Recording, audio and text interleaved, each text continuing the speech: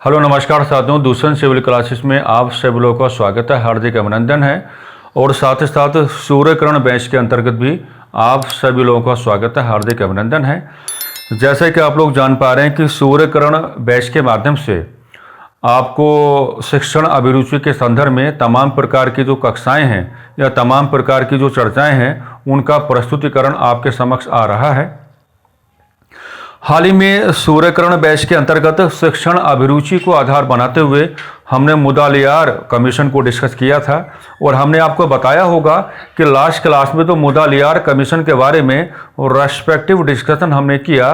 वो मुदालियार कमीशन का क्या माना जाएगा, पार्ट 1 माना जाएगा। लास्ट क्लास में मुदालियार कमीशन के बारे में जो भी हमने रेस्पेक्टिव डिस्कशन किया है उसका परम उद्देश्य केवल इतना ही था कि मुदालियार कमीशन के संदर्भ में आप थोड़ा जागरूक हो जाएं।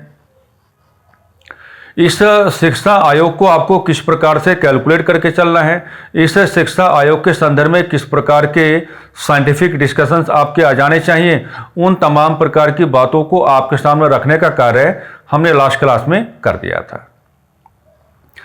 इस क्लास में जो हमारा सबसे बड़ा ध्यान होगा कि मुदालियार कमीशन की मेजर 1 रिकमेंडेशंस क्या रही हैं, यानी कि इस शिक्षा आयोग की मुख्य सिफारिशें क्या रही हैं। अंतिम क्लास में या लास्ट क्लास में हमने आपको ये तो बता ही दिया होगा कि जो मुदालियार कमीशन है इसका मेन फोकस कहाँ रहेगा, सेकेंडरी एजुकेशन पर रहेगा। और हमने लास्ट क्लास में यह भी सीख लिया था कि मुदालियार कमीशन जो है अपनी सिफारिशों के माध्यम से जो सेकेंडरी एजुकेशन है उसी को मजबूती देना चाहता है या उसी को शक्तिशाली बनाना चाहता है या उसी को व्यवस्थित बनाना चाहता है या उसी को क्या है, अनुशासित बनाना चाहता है। तो हम अपनी चर्चाओं में जब मुदालियार कमीशन की मेजर 1 रिकमेंडेशंस को आधार बना करके आगे बढ़ने का कार्य करेंगे तो हमारा भी जो मेन फोकस है वो कहाँ आ जाना चाहिए, वो सेकेंडरी एजुकेशन पर क्या है, आ जाना चाहिए। तो आज की जो चर्चा होगी उसी बिंदु के साथ होगी जहां लास्ट क्लास में क्या है हमने आपको छोड़ा होगा। आइए शुरुआत करते हैं कि मेन डिस्कशन आपका क्या रहेगा। वही हेडिंग जो पुराना वाला आपका, मुदालियार कमीशन, मुदालियार कमीशन। और हमने लास्ट क्लास में आपको बताया होगा कि मुदालियार कमीशन का जो रेस्पेक्टिव टाइम जोन होगा आप क्या लेकर के चलेंगे, 1952 वो डैश करके क्या लिखेंगे, 53। और इसका पर्पस क्या रहता है वो हमने आपको क्या है बता दिया है। साथ ही साथ हम लोग लास्ट क्लास में ये भी जान चुके हैं कि मुदालियार कमीशन का जो मेन फोकस रहेगा, मुदालियार कमीशन का जो मेन फोकस रहेगा, तो मेन फोकस किस पर रहेगा, सेकेंडरी एजुकेशन पर रहेगा। मेन फोकस किस पर रहेगा, सेकेंडरी एजुकेशन पर रहेगा, सेकेंडरी एजुकेशन पर रहेगा। और हमने भली बाती लास्ट क्लास में क्या है ठीक ठाक बातें यहाँ पे क्या कर ली थी कि सेकेंडरी एजुकेशन को किस तरीके से वो कैलकुलेट करके चल रहे हैं। अच्छा, लास्ट क्लास में जहां हमने आपको छोड़ा था वहीं से क्या है इस क्लास का जो आपका रेस्पेक्टिव डिस्कशन है हम उसको थोड़ा क्या स्टार्ट करना चाहेंगे, है ना। तो देखो जो आपका सेकेंडरी एजुकेशन है तो सेकेंडरी एजुकेशन के उन्होंने 2 प्रकार के फेसेस आपको बताए हैं। सेकेंडरी एजुकेशन के क्या है, मुदालियार कमीशन की ओर से 2 प्रकार के फेसेस आपके सामने आए हैं। मान लीजिए ये जो आपका ट्रायंगल है ये ट्रायंगल किसको रिप्रेजेंट करने का कार्य कर रहा है, ऐसा मान के चलते हैं कि ये जो आपका ट्रायंगल है ये ट्रायंगल किसको रिप्रेजेंट करने का कार्य कर रहा है। तो आपने कहा कि ये जो आपका ट्रायंगल है ये किसको रिप्रेजेंट करने का कार्य कर रहा है, तो आप कहेंगे सेकेंडरी एजुकेशन को। किसको, सेकेंडरी एजुकेशन को। तो सेकेंडरी एजुकेशन में उन्होंने 2 प्रकार के लेयर्स आपको बना के दिखाया था। एक क्या होगा आपको, आप उसको कह सकते हैं कि लोअर लेयर ऑफ सेकेंडरी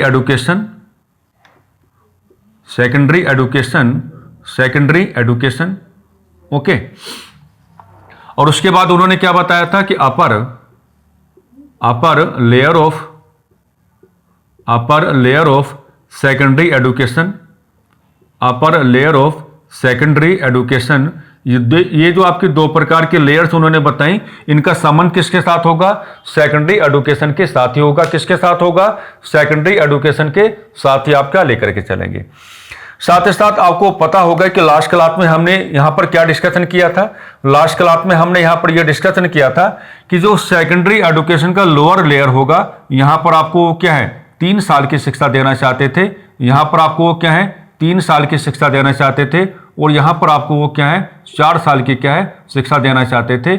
यहाँ पर आपको क्या है 4 साल की क्या है शिक्षा देना चाहते थे। कुल मिलाकर के आप ये बातें यहां पर लेकर के चलेंगे कि जो आपका मुदालियार कमीशन है, मुदालियार कमीशन सेकेंडरी जो आपका एजुकेशन है, तो सेकेंडरी एजुकेशन में जो है कुल मिलाकर के जो पूरा पीरियड आपके सामने रखते हैं वो कुल मिलाकर के आपके सामने कितना आता है 7 वर्षों का आता है। 3 साल का जो होगा वो आपको lower layer of secondary education में दिया जाएगा, और 4 साल का जो आपका होगा वो आपको upper layer of secondary education में दिया जाएगा। यहां तक का डिस्कशन हमारा हो चुका था। यहां से आगे जो है वो मुदालियार कमीशन जो है वो 2 प्रकार के रास्ते आपको बताते हैं। यहां से आगे क्या है वो 2 प्रकार के रास्तों का सुझाव देते हैं। 2 प्रकार के रास्तों का सुझाव दिया, 2 प्रकार के रास्तों का सुझाव देने का कार्य किया। आप ऐसा मान के चलेंगे 2 प्रकार के रास्तों का सुझाव देने का कार्य किया। एक रास्ता तो आपको ये होगा कि आप चाहें तो आप कहां बढ़ जाएं, आप हायर एजुकेशन की ओर बढ़ जाएं। एक रास्ता तो क्या है कि आप चाहें तो आप हायर एजुकेशन की ओर बढ़ जाएं, यानी कि आप क्या है उच्च शिक्षा की ओर बढ़ जाएं। एक रास्ता तो उन्होंने आपको क्या है ये देने का कार्य किया है। एक रास्ता ये है कि भाई वो चाहते हैं कि भाई सेकेंडरी एजुकेशन में जो लगभग 7 सालों का आपका एजुकेशनल टाइम पीरियड आएगा, तो सेकेंडरी एजुकेशन का जो 7 सालों का एजुकेशनल टाइम पीरियड है, इसमें विद्यार्थियों को इतनी मजबूती के साथ तैयार किया जाए, इसमें विद्यार्थियों को क्या है इतनी मजबूती के साथ तैयार किया जाए कि अगर वो यहाँ से हायर एजुकेशन क्यों नहीं जाना चाहते हैं, अगर वो यहाँ से क्या है हायर एजुकेशन क्यों मान लीजिए नहीं जाना चाहते हैं, यानी कि अगर वो यहाँ से क्या है उच्च शिक्षा की ओर नहीं जाना चाहते हैं, कुछ और करना चाहते हैं। कुछ और करने का मतलब क्या है कि जिनको उन्होंने कहा कि अगर वो वोकेशनल है ना एजुकेशन लेना चाहते हैं, वोकेशनल एजुकेशन लेना चाहते हैं, यानी कि ऐसे कुछ शिक्षा के प्रोग्रामों के साथ अपने आप को जोड़ना चाहते हैं। क्या कहा हमने, ऐसे कुछ शिक्षा के प्रोग्रामों के साथ अपने आप को जोड़ना चाहते हैं जिन शिक्षा के प्रोग्रामों के साथ अपना जुड़ाव करने के बाद वो अपने परिवार को वित्तीय तौर पर संभाल पाएं, या अपने जीवन को क्या है आर्थिक तौर पर क्या है सक्षम बनाना चाहे। क्योंकि हर विद्यार्थी हायर एजुकेशन क्यों नहीं जा सकता है ना, हर विद्यार्थी क्या हायर एजुकेशन क्यों नहीं जा सकता। तो उन्होंने यहां पर यह समझाने की बात की थी कि भाई जो विद्यार्थीगण हायर एजुकेशन क्यों नहीं जाना चाहते, यानी कि जिन विद्यार्थियों पर कुछ पारिवारिक जिम्मेदारियां बनी हुई हैं, या कुछ विद्यार्थी ऐसे भी आ सकते हैं कि हायर एजुकेशन को अचीव किए बिना, क्या कहा हमने, हायर एजुकेशन को अचीव किए बिना वो अपने जीवन के आर्थिक पक्ष को या अपने जीवन के वित्तीय पक्ष को क्या है संभालना चाहते हैं। तो उनके लिए आपको क्या है ये रास्ता बताने का कार्य किया है कि वो चाहें तो वो हायर एजुकेशन क्यों ना जाएं, जो आपका वोकेशनल एजुकेशन है, वोकेशनल एजुकेशन को क्या है ग्रहण करने का कार्य करें। और वोकेशनल एजुकेशन को ग्रहण करने का कार्य का मतलब क्या होगा कि शिक्षा के, हम ये कह पाएंगे कि शिक्षा के ऐसे प्रोग्रामों के साथ, शिक्षा के ऐसे प्रोग्रामों के साथ जुड़ाव करें, शिक्षा के ऐसे प्रोग्रामों के साथ क्या करें जुड़ाव करें, है ना, जिनका निष्कर्ष किस रूप में सामने आ जाना चाहिए, जिनका जो आपका निष्कर्ष है वो किस रूप में सामने आ जाना चाहिए कि विद्यार्थी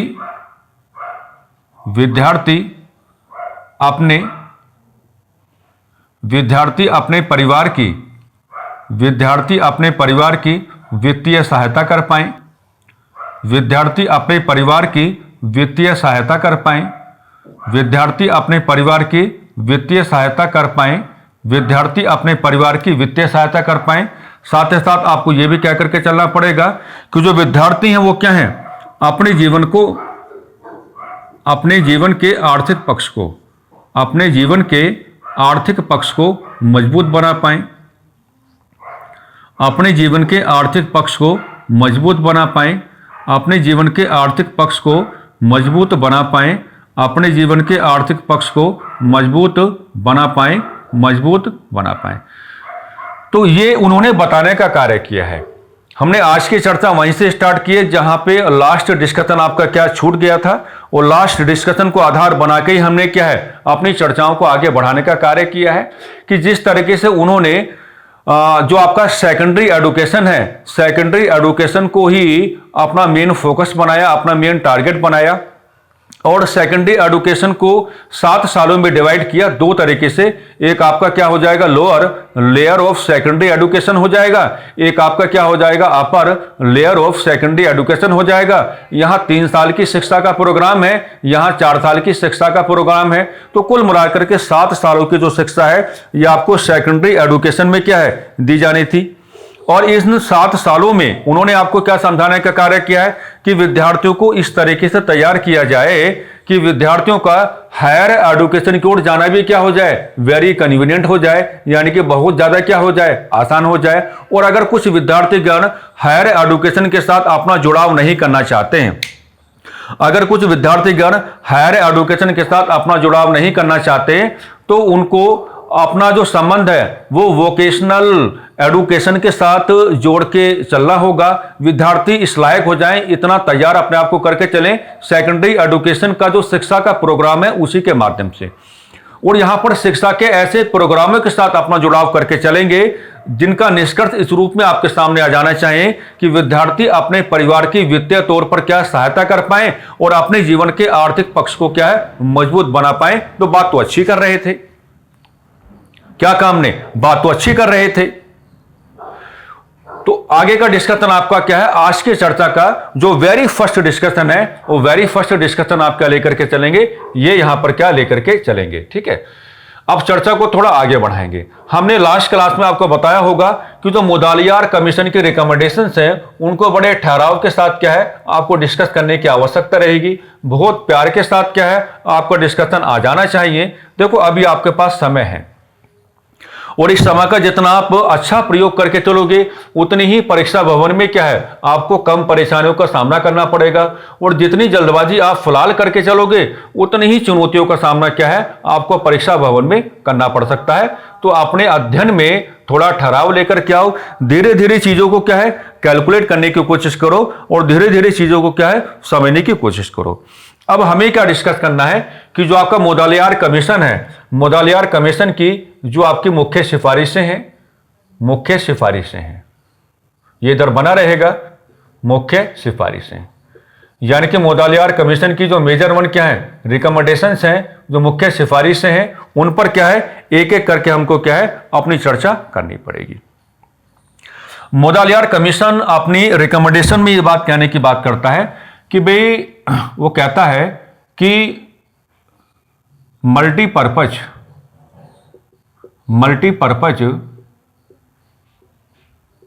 स्कूल्स स्थापित किए जाएं। मल्टीपर्पज जो आपके स्कूल हैं वो क्या स्थापित किए जाएं, मल्टीपर्पज जो स्कूल है वो क्या आपके स्थापित किए जाएं। इसका मतलब ये होगा कि मान लीजिए अगर आपको ऐसे कृषि उत्पादन आधारित शिक्षा, कृषि उत्पादन आधारित शिक्षा मान लीजिए ऐसा आपने कहा है ना, या आप ऐसे कह सकते हैं कृषि उत्पादन आधारित शिक्षा, या आप ऐसे भी कह सकते हैं कि व्यवसाय आधारित शिक्षा। क्या है, व्यवसाय आधारित शिक्षा, व्यवसाय आधारित शिक्षा, व्यवसाय आधारित शिक्षा। या आप ऐसे भी कह सकते हैं कि जिसको हम कहेंगे कि यांत्रिक उपकरण आधारित शिक्षा, यांत्रिक उपकरण आधारित शिक्षा, यांत्रिक उपकरण आधारित शिक्षा। यानी कि कुल मिलाकर के हम आपको ये समझाने की बात कर रहे हैं कि जो मुदालियार कमीशन है वो सेकेंडरी एडुकेशन में जो आपको स्कूल एडुकेशन की बात कर रहा है, वो यूनिवर्सिटी एडुकेशन की बात नहीं कर रहा है, वो स्कूल एजुकेशन की बात कर रहा है। इसलिए बहुत बड़ी बड़ी बातें हमने यहाँ पे नहीं की हैं। हमने यहां पर कुछ ऐसी बातें की हैं ताकि आप विद्यार्थी के जीवन को आधार बना करके आप उसको क्या बना पाओ, सेल्फ डिपेंडेंट आप बना पाओ। आप विद्यार्थी के जीवन को आधार बना करके क्या है, आप उसको सेल्फ डिपेंडेंट आप बना पाओ। यानी कि मल्टीपर्पज स्कूल्स का मतलब क्या होता है कि आप विद्यार्थियों को अलग अलग प्रकार से शिक्षा देने का कार्य करेंगे, है ना। आप विद्यार्थी को क्या है, अलग अलग प्रकार से शिक्षा देने का कार्य करेंगे। क्योंकि भारत हमेशा से कृषि प्रधान देश रहा है, तो कृषि संबंधित शिक्षा तो आपको देनी ही पड़ेगी, है ना। और अगर आप कृषि संबंधित शिक्षा सेकेंडरी लेवल पर ही विद्यार्थियों को देने की बात करोगे, तो मोदालियार कमीशन का मानना यह रहा कि जो विद्यार्थीगण हैं आने वाले समय में कृषि उत्पादन को ही आधार बना करके अपने जीवन के आर्थिक पक्ष को क्या है, मजबूती देने का काम करेंगे। आपको उनको ऐसी शिक्षाएं देनी चाहिए जो नाना प्रकार के क्या हैं, आपको उनको ऐसी शिक्षाएं देनी चाहिए जो नाना प्रकार के व्यवसायों के साथ उनका जुड़ाव कराना क्या कर दे, काफी ज्यादा आसान कर दे। और आपको उनको ऐसी शिक्षाएं देनी चाहिए जिसमें यांत्रिक उपकरण आधारित शिक्षा हो, यानी कि नाना प्रकार की जो मशीनें हैं उन मशीनों को चलाए जाने की जो जानकारी है आपको विद्यार्थियों को देनी चाहिए, ताकि कारखानों के साथ उनका जुड़ाव क्या हो जाए, और भी ज्यादा आसान हो जाए। ताकि कारखानों के साथ क्या उनका जुड़ाव क्या है, और भी ज्यादा आसान हो जाए। तो ये रिकमेंडेशन जो है, इस रिकमेंडेशन में हमको किसी प्रकार की कोई समस्या या किसी प्रकार का कोई समस्या का भाव हमारे सामने तो आता नहीं है। और आप भी क्या है, इस बात को थोड़ा समझ के चलेंगे। उद्देश्य केवल इतना है, हम आपको लिख करके बता देते हैं। उद्देश्य केवल इतना है कि विस्तारित शिक्षा व्यवस्था के साथ, विस्तारित शिक्षा व्यवस्था के साथ जुड़ाव किए बिना, विस्तारित शिक्षा व्यवस्था के साथ जुड़ाव किए बिना, विस्तारित शिक्षा व्यवस्था के साथ जुड़ाव किए बिना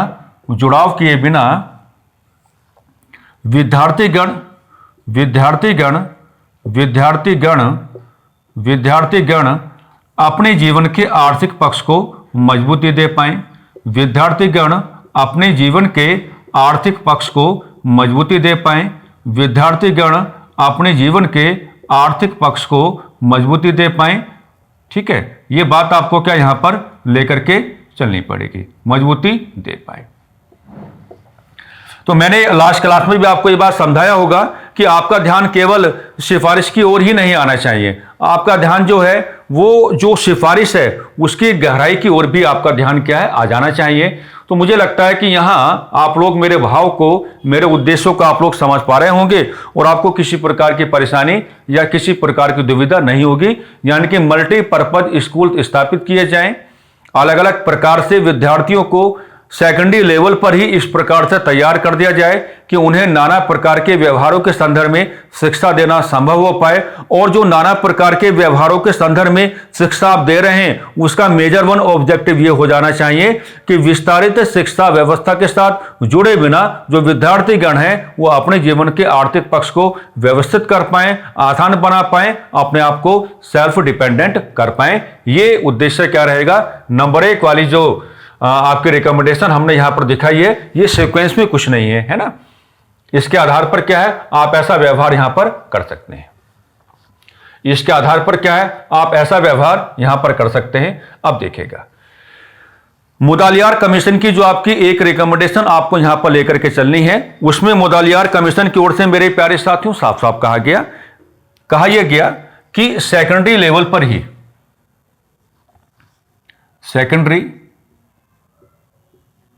सेकेंडरी लेवल पर,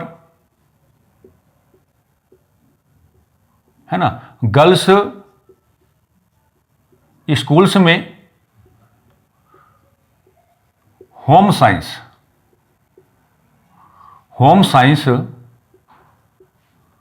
का अध्ययन कराया जाए, होम साइंस का अध्ययन कराया जाए, होम साइंस का अध्ययन कराया जाए, होम साइंस का अध्ययन कराया जाए। अब आप जब इस वीडियो को देख रहे होंगे तो आप जरा ऑब्जर्व करके देखना, अगर यहां पर जो कैलकुलेशन अब हम करने जा रहे हैं, अगर आप इस प्रकार के कैलकुलेशन करके नहीं चलेंगे तो आप थोड़ा फंस सकते हैं। कई बार विद्यार्थीगण ये काम करते हैं कि ठीक है भाई, हम रिकमेंडेशंस कैलकुलेट कर लेते हैं कि भाई क्या कहा गया है। ये कहा गया है कि जो मुदालियार कमीशन है वो कहता है कि सेकेंडरी लेवल पर ही आप गर्ल्स स्कूल में क्या है, होम साइंस का इंट्रोडक्शन कराएं या होम साइंस का क्या है, अध्ययन करा कर चले। और ये होम साइंस का अध्ययन है वो किसके लिए है, वो गर्ल्स के कॉन्टेक्स्ट में है, यानी कि जो आपके फीमेल आपके स्टूडेंट्स हैं उनके कॉन्टेक्स्ट में ये बात हो रही है। अब आपको अच्छा लग रहा होगा, है ना। लेकिन ये क्या है, ये मुदालियार कमीशन का क्या माना जाएगा, एक निगेटिव एस्पेक्ट माना जाएगा। ये मुदालियार कमीशन का क्या माना जाएगा, एक निगेटिव एस्पेक्ट माना जाएगा। ये मुदालियार कमीशन का क्या है, एक निगेटिव एस्पेक्ट माना जाएगा। अब आप कहोगे कि भी आप हमें क्या सिखाने लगे, आप तो हमें सिफारिशें पढ़ाने आए थे, लेकिन आप एक सिफारिश को ही आधार बना करके उसको क्या है, मुदालियार कमीशन का नेगेटिव एस्पेक्ट कहने लगे हो। क्योंकि आप एक बात देखो कि अगर आप होम साइंस के अध्ययन की बात करेंगे तो होम साइंस का अध्ययन क्या करेगा, होम साइंस का अध्ययन क्या करेगा कि जो आपके गर्ल्स स्टूडेंट्स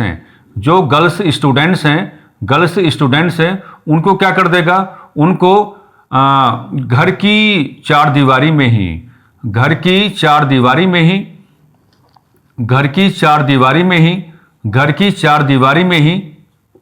कर देगा, घर की चार दीवारी में ही कैद कर देगा।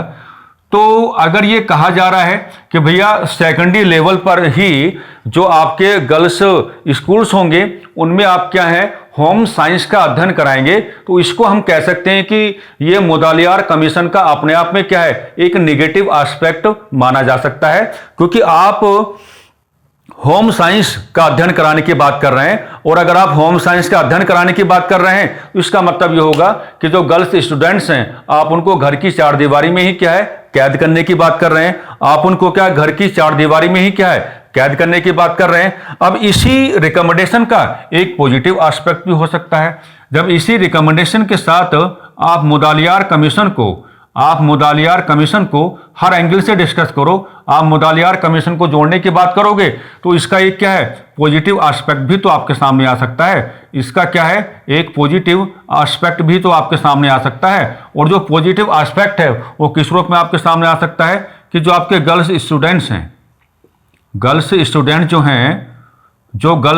स्टूडेंट्स हैं वो क्या है, अब उनको फायदा क्या होगा, उनको फायदा ये होगा कि वैवाहिक जीवन में घर को व्यवस्थित करना आसान हो जाएगा। फायदा क्या होगा, वैवाहिक जीवन में घर को व्यवस्थित करना आसान हो जाएगा। घर को व्यवस्थित करना आसान हो जाएगा। तो ये जो आपका मैंने यहां पे डिस्कस करके बताया है ना, देखो तरीका यही होता है। आप इसी तरीके से जो है नोट्स भी बना करके चलेंगे, और इसी प्रकार से क्या है, जितने भी आपके मेजर 1 एजुकेशनल आपके कमीशंस हैं उनका जो पोस्टमार्टम होगा इसी प्रकार से हम लोग क्या है करके चलेंगे, ठीक है ना। तो अब देखो हमने इसी रिकमेंडेशन को आधार बना करके क्या है, मुदालियार कमीशन का नेगेटिव एस्पेक्ट भी आपके सामने रख दिया है, और इसी रिकमेंडेशन को आधार बना करके हमने क्या है, मुदालियार कमीशन का पॉजिटिव एस्पेक्ट भी आपके सामने रख दिया है कि अगर होम साइंस की एजुकेशन की बात है तो गर्ल्स स्टूडेंट्स को घर की चार दीवारी में कैद करने की बात कर रहे हैं। अगर आप ऐसी चर्चा करेंगे तो ये क्या बन जाएगा, इसका नेगेटिव एस्पेक्ट बन जाएगा। और अगर आप ये कहेंगे कि इसी रिकमेंडेशन में मुदालियार कमीशन का पॉजिटिव एस्पेक्ट क्या रहेगा, तो आप देखो गर्ल्स स्टूडेंट्स को वैवाहिक जीवन में अपने ही घर को व्यवस्थित करना क्या हो जाएगा, काफी ज्यादा आसान हो जाएगा। तो दोनों एंगल से हमने क्या है, इस रिकमेंडेशन को आपको समझाने का कार्य कर दिया है। उम्मीद करते हैं कि आपको किसी प्रकार की परेशानी में आने की कोई आवश्यकता नहीं पड़ेगी। अब देखिएगा, अब आगे ये कहते हैं मुदालियार कमीशन अपनी सिफारिशों में आगे क्या कहता है। देखो, तो मुदालियार कमीशन अपनी सिफारिशों में आगे ये कहेगा कि भैया देखिए ऐसा है कि मामला किसका बना हुआ है, मामला बना हुआ है किसका, सेकेंडरी लेवल ऑफ एजुकेशन का। मामला किसका बना हुआ है, सेकेंडरी लेवल ऑफ एजुकेशन का, सेकेंडरी लेवल ऑफ एजुकेशन का मामला बना हुआ है, कोई बात नहीं है। तो अब ये कहते हैं कि भैया आप विद्यार्थियों को शिक्षित कैसे करोगे, विद्यार्थियों को शिक्षित कैसे करोगे, विद्यार्थियों को शिक्षित कैसे करोगे, विद्यार्थियों को शिक्षित कैसे करोगे, कैसे करोगे। अब जाहिर सी बात है कि विद्यार्थियों को जब आप शिक्षित कराने की बात करेंगे तो यहां पर आप, सीधी सी बात है कि जो अध्यापक हैं, आप अध्यापकों की भूमिका लेकर के आएंगे। आप क्या हैं, अध्यापकों की भूमिका आपको दिखानी पड़ेगी, अध्यापकों की भूमिका आपको यहां पर साथियों क्या है, दिखानी पड़ेगी। लेकिन ये क्या है, अध्यापकों को क्या है, एक कर्तव्य देने की बात कर रहे थे, अध्यापकों को क्या है, एक कर्तव्य देने की बात कर रहे थे, अध्यापकों को क्या है, एक कर्तव्य देने की बात कर रहे थे। कर्तव्य इनका बहुत बढ़िया लगा हमको, हमेशा से बढ़िया लगा है कि कर्तव्य में ये कहते हैं कि भैया जो टीचर्स हैं वो क्या लिखें, वो टेक्स्ट बुक्स लिखने का कार्य करें, लिखने का कार्य करें, टेक्स्ट बुक्स लिखने का कार्य करें। ठीक है। साथ ही साथ ये कहते हैं कि जो टेक्स्ट बुक्स हैं, टेक्स्ट बुक्स की भाषा को आसान बनाएं, कि भाषा को आसान बनाएं, कि भाषा को आसान बनाएं, भाषा को आसान बनाएं। और साथ ही साथ ये कहते हैं कि कक्षा कार्यक्रमों के माध्यम से, कक्षा कार्यक्रमों के माध्यम से, कक्षा कार्यक्रमों के माध्यम से अपनी बुक्स आधारित, अपने बुक्स आधारित रिसर्च, अपनी बुक्स आधारित रिसर्च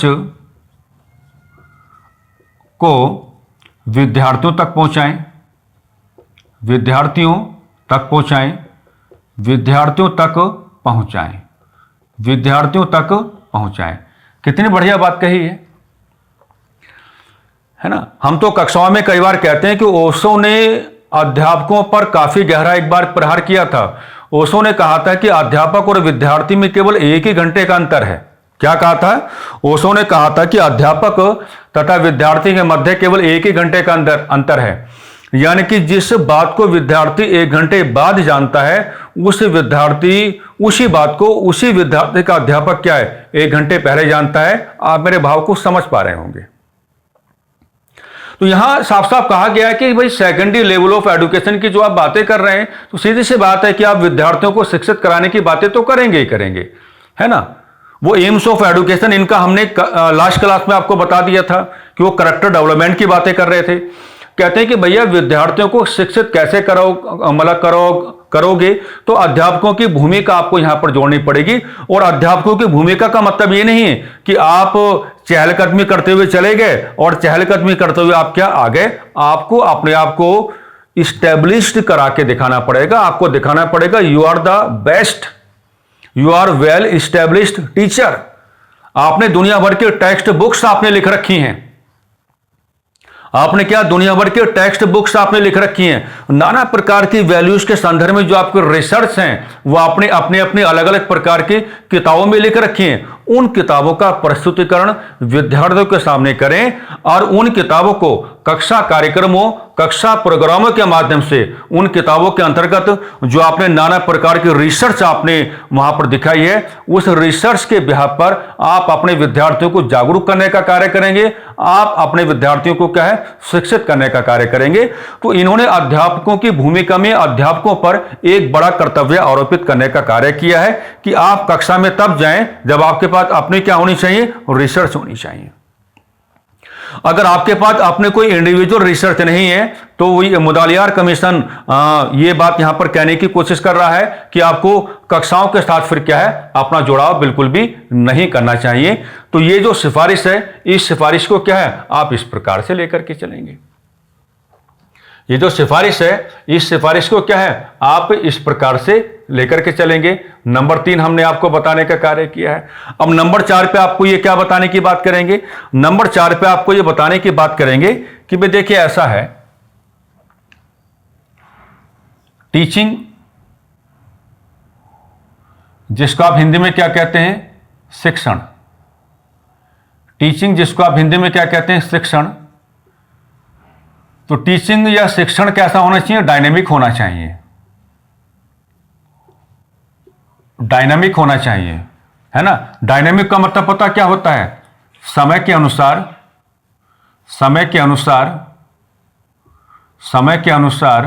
परिवर्तित होने वाला, समय के अनुसार परिवर्तित होने वाला, समय के अनुसार परिवर्तित होने वाला, समय के अनुसार परिवर्तित होने वाला। और शिक्षण या टीचिंग आपका कैसा होना चाहिए? साइंटिफिक होना चाहिए। कैसा होना चाहिए? साइंटिफिक होना चाहिए। साइंटिफिक होना चाहिए। साइंटिफिक का मतलब क्या होता है? जो स्वीकार करने के योग्य हो। साइंटिफिक का मतलब क्या होता है? जो स्वीकार करने के योग्य हो, जो स्वीकार करने के योग्य हो, जो स्वीकार करने के योग्य हो। बहुत कमाल की बात कही है, बहुत बढ़िया बात कही है। यानी कि वो आपको ये समझाना चाहते हैं कि जो मोड ऑफ टीचिंग है, यानी कि जो शिक्षण है ना, शिक्षण आपका डायनेमिक होना चाहिए, यानी कि समय के अनुसार परिवर्तित होने वाला हो। मान लीजिए अगर आपको संविधान जैसी शब्दावली को परिभाषित करके चलना है, तो संविधान जैसी शब्दावली को परिभाषित करते समय आप सालों साल एक ही डेफिनेशन ना देते रहें। संविधान जैसी शब्दावली को परिभाषित किए जाने के संदर्भ में जब जब आप अलग अलग प्रकार की क्लासों में जाएं, तो संविधान जैसी व्यवस्था के संदर्भ में आपकी जो परिभाषाएं हैं वो बिल्कुल परिवर्तित रूप में आनी चाहिए। इस क्लास में आपने कुछ और बताया, उस क्लास में आपने कुछ और बताया, उस क्लास में आपने कुछ और बताया, उस क्लास में आपने कुछ और बताया। इसको कहा जाता है डायनेमिक मोड ऑफ टीचिंग। और शिक्षण या टीचिंग वैज्ञानिक होनी चाहिए, यानी कि आप माइथोलॉजिकल वे में ना पढ़ाएं। आप क्या माइथोलॉजिकल वे में ना पढ़ाएं। आप जैसे पौराणिक कथाएं होती हैं, तो पौराणिक कथाओं के अनुसार व्यवहार करके विद्यार्थियों को ना पढ़ाएं। आप विद्यार्थियों को कुछ ऐसी शिक्षा देने का कार्य करें जिसका उद्देश्य ऐसा हो जाए कि व्यवहारिक धरातल देना काफी ज्यादा आसान हो जाए, लागू करना काफी ज्यादा आसान हो जाए, और विद्यार्थियों के लिए उसे अपनाना क्या हो जाए? काफी ज्यादा आसान हो जाए। ये बातें यहां पर क्या है? मोदालियार कमीशन अपनी रिकमेंडेशंस के माध्यम से, अपनी सिफारिशों के माध्यम से आपके सामने रखने का कार्य कर रहा है। उम्मीद करते हैं कि ये जो आपका रिकमेंडेशन है, ये रिकमेंडेशन भी क्या है? आपको समझ में आ गया होगा। इसमें आपको किसी प्रकार की कोई दुविधा या किसी प्रकार की कोई परेशानी नहीं होगी। नंबर 5 पे आते हैं। नंबर 5 पे मेरे प्यारे साथियों आपको क्या बताना चाहते हैं? नंबर 5 पे इधर नंबर 5 पे बताना चाहते हैं कि उसको कहा जाता है significance of health education. Significance of health education, है ना। यानी कि स्वास्थ्य से संबंधित जो आपकी शिक्षा है उसकी महत्ता। क्या कहेंगे? स्वास्थ्य से संबंधित जो आपकी शिक्षा है उसकी महत्ता। और इसमें दोनों को घेरने का काम करते हैं। यानी कि मामला चाहे किसका हो, टीचर्स का हो, मामला चाहे किसका हो, आपका टीचर्स का हो, या मामला चाहे किसका हो, आपका स्टूडेंट्स का हो। मामला चाहे किसका हो, टीचर्स का हो, या मामला चाहे किसका हो, आपके स्टूडेंट्स का हो। यानी कि ये आपको ये बताना चाहते हैं कि सेकेंडरी लेवल ऑफ एजुकेशन की जो बातें हम कर रहे हैं उसमें हेल्थ एजुकेशन को आपको क्या है? प्रमोट करके चलना पड़ेगा। मामला चाहे टीचर्स का हो या मामला चाहे किसका हो, स्टूडेंट्स का हो। मान लीजिए किसी को चोट लग जाती है, क्या कहा? मान लीजिए किसी को चोट लग जाती है। अब चोट लग जाती है तो सीधी सी बात है कि आप हॉस्पिटल लेकर के जाने की बात करोगे या आप किसी डॉक्टर को क्या है अप्रोच करने की बात करोगे। लेकिन अगर आपने अपने शिक्षा प्रोग्राम में हेल्थ एजुकेशन को इंक्लूड कर रखा है तो टीचर्स और स्टूडेंट्स के पास एक एबिलिटी आ जाएगी। यानी कि एक एबिलिटी आ जाएगी, और एबिलिटी आ जाएगी। इस एबिलिटी का मतलब क्या होगा कि इन दोनों के पास क्या है? एक योग्यता आ जाएगी। और ये योग्यता क्या जाएगी? ये क्या कर पाएंगे? फर्स्ट एड दे पाएंगे। क्या दे पाएंगे? फर्स्ट एड दे पाएंगे। यानी कि उसी समय जो है जिस विद्यार्थी को हो सकता है या किसी को भी चोट लग सकती है, तो उसको फर्स्ट एड देने का जो कार्य कर सकते हैं, ये टीचर्स भी कर सकते हैं और विद्यार्थी भी कर सकते हैं, ताकि जिस विद्यार्थी को या किसी भी व्यक्ति को अगर चोट लगी है स्कूल का जो आपका प्रेमाइसिस है उसमें, तो उसको ज़्यादा गंभीर नुकसान ना हो, उसको ज़्यादा क्या है, गंभीर नुकसान ना हो। तो ये बात यहां पर ये कहने की बात करते हैं कि सिग्निफिकेंस ऑफ हेल्थ एजुकेशन का मतलब क्या होगा कि टीचर्स और स्टूडेंट्स को हमें ये भी शिक्षा देकर के चलनी पड़ेगी।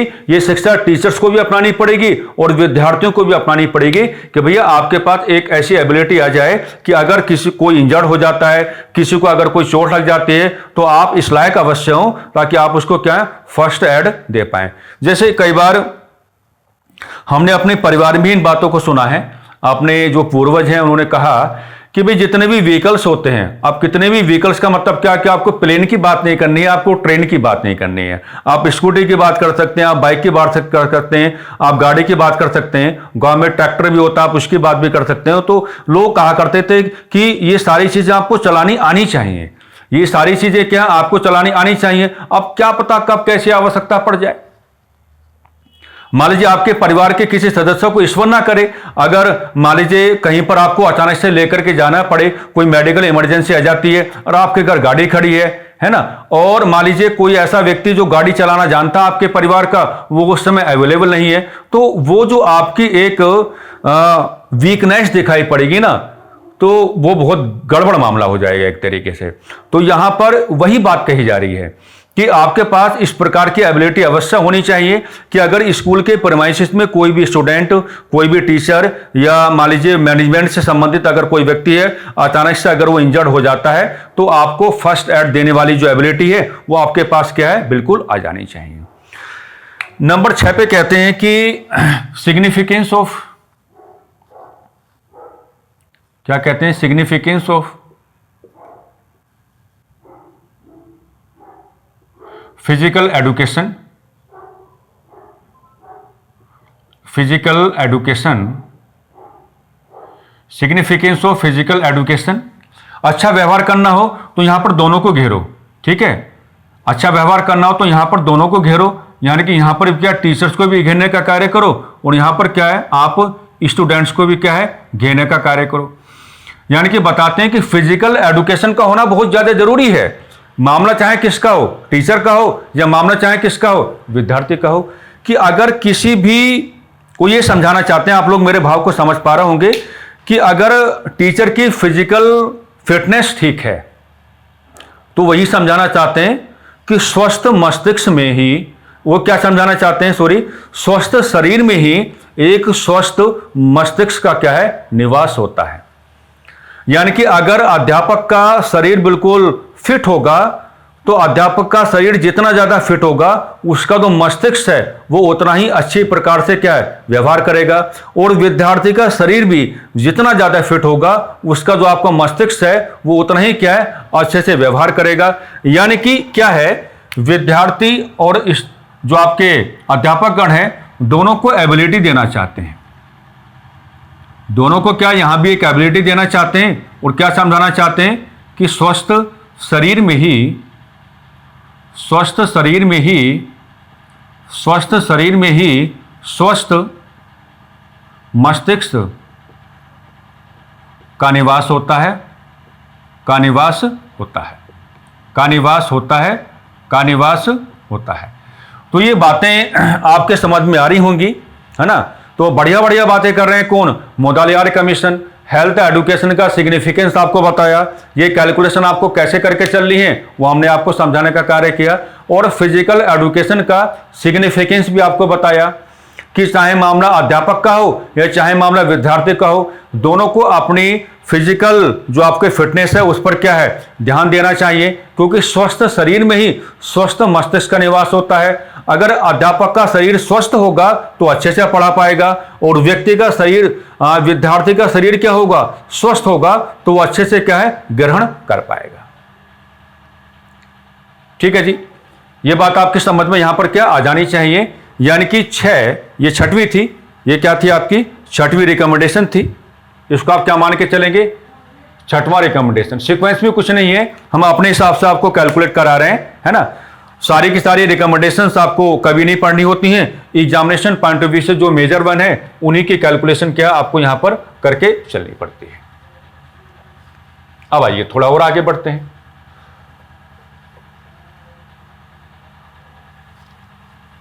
अब देखिएगा, यानी कि जो मोदालियार कमीशन है उसके अकॉर्डिंग आगे आपको अब यहां पर क्या व्यवहार करके चलना पड़ेगा, आगे आपको क्या क्या व्यवहार करके चलना पड़ेगा। नंबर 7 पे हम लोग ये दिखाएंगे कि नंबर 7 पे इन्होंने क्या कहा, नंबर 7 पे हम लोग यहां पे क्या कैलकुलेट करके चल सकते हैं। तो नंबर 7 पे है आपका pattern of exam, pattern of exam. तो देखो पैटर्न ऑफ एग्जाम में इन्होंने वही बात की है जो किसने की थी, राधा कृष्णन कमीशन ने की थी। पैटर्न ऑफ एग्जाम में कहते हैं कि भाई क्वेश्चंस आपके कैसे हों, ऑब्जेक्टिव हो जाएं, क्वेश्चंस आपके कैसे हो जाएं, ऑब्जेक्टिव हो जाएं, क्वेश्चंस आपके कैसे आने चाहिए, ऑब्जेक्टिव आने चाहिए, यानी कि वस्तुनिष्ठ प्रकार के आने चाहिए। कैसे होने चाहिए, वस्तुनिष्ठ प्रकार के होने चाहिए, वस्तुनिष्ठ प्रकार के क्या है होने चाहिए। ये बात इन्होंने यहां पे कहने की बात की।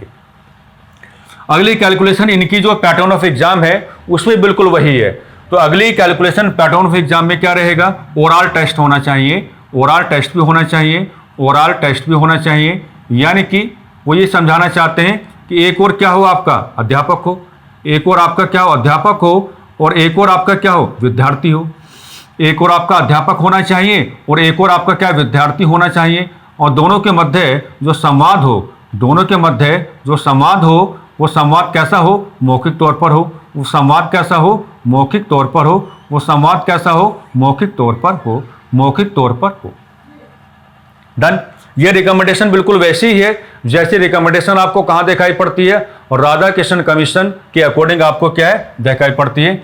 नंबर 8 पे आप लोग यहां क्या क्या कैलकुलेट करके चलोगे, नंबर 8 पे आप ये कैलकुलेट करके चलोगे कि इसको हम कहेंगे शिक्षा का माध्यम। शिक्षा का माध्यम कहां पर, सेकेंडरी लेवल पर ही है ना। मोड ऑफ टीचिंग या मीडियम ऑफ टीचिंग आप कह सकते हैं, मीडियम ऑफ टीचिंग। तो शिक्षा का माध्यम इन्होंने 3 प्रकार से बताया कि सेकेंडरी लेवल पर जो आप एजुकेशन देने की बात करेंगे उसमें जो आपके लैंग्वेजेस हैं क्या हो आ जानी चाहिए। कहते हैं कि शिक्षा हिंदी लैंग्वेज में भी दी जाए, शिक्षा क्या है हिंदी लैंग्वेज में भी दी जाए, और शिक्षा क्या है इंग्लिश लैंग्वेज में भी दी जाए, इंग्लिश लैंग्वेज में भी शिक्षा दी जाए, इंग्लिश लैंग्वेज में भी क्या शिक्षा दी जाए। और जो क्षेत्रीय भाषाएं होती हैं यानी कि जो रीजनल लैंग्वेजेज होती हैं, जो क्षेत्रीय भाषाएं होती हैं यानी कि जो रीजनल लैंग्वेजेज होती हैं उनमें भी क्या शिक्षा दी जाए। तो जो आपका मोड ऑफ टीचिंग है और यानी कि जो आपका शिक्षा का माध्यम है उसमें हिंदी इंग्लिश लैंग्वेज की बात ओपन वे में की है, और साथ ही साथ रीजनलिटी पे भी बात की है, यानी कि जो आपकी रीजनल लैंग्वेजेज होंगी उसमें भी क्या है शिक्षा देने का ये बात कर रहे थे। कौन, आपके मोदालियार कमीशन अपनी सिफारिशों के माध्यम से। थोड़ा और आगे बढ़ते हैं।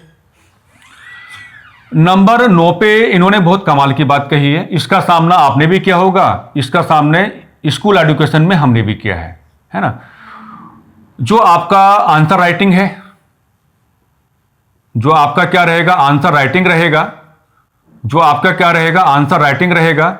तो आंसर राइटिंग का आपको क्या कराना पड़ेगा, इवैल्यूएशन कराना पड़ेगा, इवैल्यूएशन कराना पड़ेगा।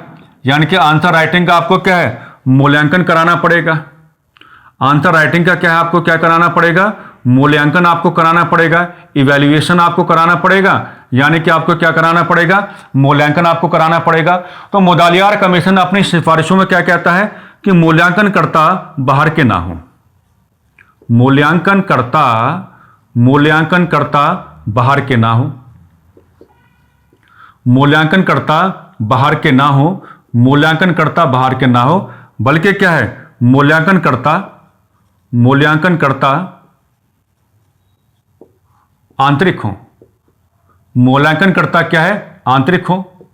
आंतरिक हो इसका मतलब क्या है कि जिस स्कूल के विद्यार्थियों की कॉपी का मूल्यांकन होना है तो मूल्यांकन करने की जिम्मेदारी किसी अन्य स्कूल के अध्यापकों को ना दी जाए। यानी कि मतलब कुल मिलाकर के ये हो जाता है कि जिस स्कूल के विद्यार्थियों की कॉपी का मूल्यांकन आप करेंगे तो मूल्यांकन करने की जो जिम्मेदारी है वो उसी स्कूल के जो आपके अध्यापक गण हैं आप उनको क्या है? देने का कार्य करेंगे। तो ये बातें इन्होंने कही हैं कि पैटर्न ऑफ एग्जामिनेशन में क्वेश्चंस आपके ऑब्जेक्टिव हो जाने चाहिए, यानी कि वस्तुनिष्ठ प्रकार के हो जाने चाहिए। ओरल टेस्ट भी बिल्कुल क्या है? जरूरी है। ओरल टेस्ट भी क्या है? बिल्कुल क्या है? जरूरी हो जाता है ना। और ओरल टेस्ट का मतलब क्या होगा कि अध्यापक और विद्यार्थियों के मध्य क्या है? संवाद कैसा आ जाए? मौखिक तौर पर हो जाए। शिक्षा का माध्यम में 3 प्रकार के लैंग्वेजेस को प्रमोट करने की बात कर रहे थे, 3 तरीके से। हिंदी और इंग्लिश के बारे में ओपन डिस्कशन है, लेकिन रीजनल जो आपके लैंग्वेजेस होती हैं जिनको हिंदी में क्या कहा जाता है? क्षेत्रीय भाषाएं। तो क्षेत्रीय भाषाओं में क्या है? विद्यार्थियों को शिक्षा सेकेंडरी लेवल पर ही क्या है? दिलवाना चाहते हैं। और आंसर राइटिंग के बारे में इन्होंने कुछ अलग यहां पे व्यवहार किया और आंसर राइटिंग के बारे में कहा कि जो मूल्यांकन करता है वो बाहर के ना हो, बल्कि कैसे हो? मूल्यांकन करता क्या है? आंतरिक हो। यानी कि जिस स्कूल के विद्यार्थियों की कॉपी का मूल्यांकन आपको करके चलना है तो मूल्यांकन करने की जिम्मेदारी उसी स्कूल के जो आपके अध्यापक गण हैं आप उनको क्या है? देने का कार्य करेंगे। चलिए थोड़ा और आगे बढ़ लेते हैं, चर्चा को थोड़ा और क्या है? आगे बढ़ा लेते हैं। आइए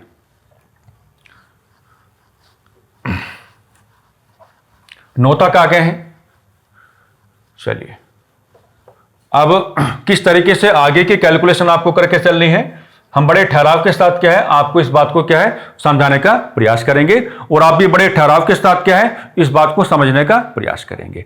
अच्छा, जो मुदालियार कमीशन है हमने लास्ट क्लास में आपको एक बात बताया होगा। मान लीजिए आपने क्या किया, मुदालियार कमीशन लिखा और जो मुदालियार कमीशन है, मुदालियार कमीशन को आपने क्या कहा था मेरे प्यारे साथियों? Bible for teachers. Bible for teachers क्या कहा था? बाइबल फॉर टीचर्स कहा था। ऐसा क्यों है? ऐसा क्यों है? ऐसा इस नाते है क्योंकि नंबर 10 पे जो आप सिफारिश सब कैलकुलेट करने जा रहे हो तो नंबर 10 पर सिफारिश जो है, अब जो सिफारिश है वो सिफारिश किसके संदर्भ में है? वो सिफारिश किसके संदर्भ में होगी? अध्यापकों के संदर्भ में। अध्यापकों के संदर्भ में, अध्यापकों के संदर्भ में। और अध्यापकों के संदर्भ में जो सिफारिश होगी उसमें आप दोनों प्रकार की बात करेंगे कि अध्यापकों को क्या है सुविधाएं किस प्रकार से मिलनी चाहिए, सुविधाओं की बात होगी। और यहां पर अलग से क्या है अध्यापकों पर क्या है ये कर्तव्य आरोपित करने की बात करेंगे। क्या है? कर्तव्य आरोपित करने की बात करेंगे। तो बाइबल जो कहा जाता है सुविधाओं के अनुसार कहा जाता है। बाइबल जो इसको कहा जाता है कि इन्होंने अपनी सिफारिशों में जो अध्यापक गण हैं उनको सुविधाएं देने की बात की है। जैसे सुविधाएं देने की बात क्या कही है? वो कहते हैं कि वार्षिक तौर पर कितनी अच्छी बात है। देखिए आप इसको नेगेटिव लेके ना चलें क्योंकि अध्यापकों को भी क्या है अपने आप को मेंटेन करके चलना होता है, तो उनको आपको रिलैक्सेशन देने पड़ेंगे और जब तक आप उनको रिलैक्सेशन देकर के नहीं चलोगे तो अध्यापन नकारात्मक होता रहेगा। अगर किसी भी अध्यापक को आप समय ना दें, लगातार उससे काम लेते रहें, बिल्कुल भी उसको आप समय देने की बात नहीं करेंगे तो उसके अध्यापन में क्या है लगातार गिरावट आती रहेगी। यानी कि जो चीज उसने पहले कभी पढ़ ली है, जो चीज क्या उसने पहले कभी पढ़ ली है, उसका व्यवहार क्या बिल्कुल उसी हिसाब से क्या आता रहेगा। तो वार्षिक तौर पर इन्होंने कहा कि वार्षिक तौर पर एक बात इन्होंने यहां पर कहने की बात की है कि साल भर में 2 महीनों की छुट्टी आपको क्या है देकर के चलनी पड़ेगी। साल भर में क्या है 2 महीनों की जो लीव है, 2 महीने की जो छुट्टी है वो आपको यहां पर क्या देकर के चलनी पड़ेगी। और साल भर में अगर आप अध्यापकों को 2 महीनों की छुट्टी देने का कार्य करेंगे तो इससे क्या है उनको थोड़ा रिलैक्सेशन मिलेगा, थोड़ा समय मिलेगा और वो अपने आप को क्या मेंटेन कर पाएंगे, अच्छे अच्छे रिसर्च कर पाएंगे, अच्छी अच्छी किताबें पढ़ पाएंगे। और इसके अलावा ये कहा कि भाई ईयरली यानी कि वार्षिक तौर पर, ईयरली यानी कि वार्षिक तौर पर जो आपको कार्य लेना है, जो आपको कार्य लेना है वो कितने दिन आपको लेना है? साल भर में 200 दिन आप कार्य लेंगे। और किससे लेंगे? साल भर में 200 दिन आप कार्य लेंगे, और साल भर में 200 दिन आप कार्य किससे लेंगे, तो क्या कहा गया है, आपको अध्यापकों से क्या है, कार्य लेकर के चलना है साल भर में 200 दिन। तो सुविधाओं में जो वार्षिक तौर पर यानी कि पूरे साल भर में 2 महीने की छुट्टी का जो प्रस्ताव मुदालियार कमीशन अपनी सिफारिशों में यहां पर रखने की बात कर रहा था, इसी बात को आधार बना के कहा जाता है कि इसको हम क्या कहेंगे, बाइबल कहेंगे। किसके लिए, अध्यापकों के संदर्भ में। और इसके अतिरिक्त ईयरली आप अध्यापकों से कितना काम लेंगे, तो आप 365 के 365 दिन काम नहीं लेंगे, यह अलग से है कि आप क्या है 200 दिन का काम यहां पर क्या है लेकर के चलेंगे। कर्तव्य आरोपित किया है वीकली, कहते हैं कि वीकली आपको क्या है, वीकली आपको क्या है 35 आवर्स यानी कि 35 घंटे क्या है आपको पढ़ाना होगा। 35 घंटे आपको क्या है पढ़ाना होगा। 35 घंटे आपको क्या पढ़ाना होगा। 35 घंटे आपको क्या है पढ़ाना होगा, ये कर्तव्य है। 35 घंटे आपको क्या पढ़ाना होगा, यानी कि सप्ताह में अध्यापकों को क्या है सेकेंडरी लेवल ऑफ एजुकेशन के कॉन्टेक्स्ट में क्या है 35 घंटे क्या है पढ़ा करके चलना पड़ेगा। और जो प्रत्येक पीरियड होगा, जो प्रत्येक पीरियड होगा, तो प्रत्येक पीरियड जो होगा वो कितने का होना चाहिए, 45 मिनट का होना चाहिए। जो प्रत्येक पीरियड होगा, प्रत्येक पीरियड कितने का होना चाहिए, वो 45 मिनट का होना चाहिए, वो 45 मिनट का होना चाहिए। तो यहां जो ये बात कही जाती है कि जो मुदालियार कमीशन है, मुदालियार कमीशन को हम क्या कहेंगे, बाइबल फॉर टीचर जो हम कहते हैं, तो उसमें आप जो 10वीं सिफारिश हमने आपके सामने रखी है, इस 10वीं सिफारिश को आधार बना करके कुछ ऐसा व्यवहार करेंगे कि सुविधाएं देने की बात हो रही है कि वार्षिक तौर पर 2 महीने की छुट्टी क्या है आपको देनी पड़ेगी। किसको, अध्यापकों को। मतलब क्या होगा, आप इसको ये भी कह सकते हैं कि भाई इसी बड़ी सुविधा को आधार बना करके आपने क्या कहा, बाइबल का है। और 365 दिनों में से आप क्या है 200 घंटे काम लेंगे, किससे, अध्यापकों से, ये बात है। साथ ही साथ कर्तव्य आरोपित करने की बात हो रही है कि अध्यापकों को एक सप्ताह में क्या है कम से कम 35 घंटे की क्लासेस देनी होंगी, 35 घंटे पढ़ाना होगा। इसका मतलब क्या हुआ, 7 दिन भी अगर आप लेके चलोगे तो एक दिन के हिसाब से एक अध्यापक को 5 घंटे का टारगेट लेकर के चलना है, कुल मिलाकर के ये है। और प्रत्येक पीरियड आपका कितना होगा, 45 मिनट्स का होगा, 45 मिनट का होगा। आप इसको एक बार ऑब्जर्व कर लें।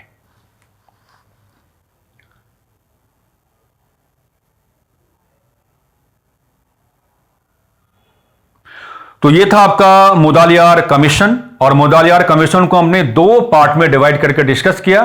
पार्ट 1 ऑलरेडी आपके सामने आ चुका है, ठीक है। और पार्ट 2 में हमने ज्यादा ध्यान कहां पर रखा है कि मुदालियार कमीशन की जो मेजर 1 रिकमेंडेशंस रही हैं, हमने उनको बड़े प्यार के साथ कैलकुलेट करने का कार्य किया है। और हम दुष्यंत सिविल क्लासेस की ओर से यही उम्मीद करके चलेंगे कि इन सिफारिशों को कैलकुलेट किए जाने के कॉन्टेक्स्ट में आपको अनावश्यक परेशानियों का सामना नहीं करना पड़ेगा। बस इन्हीं सकारात्मक शब्दावलियों के साथ हम आज की चर्चा को थोड़ा विराम देना चाहेंगे। नमस्कार, धन्यवाद।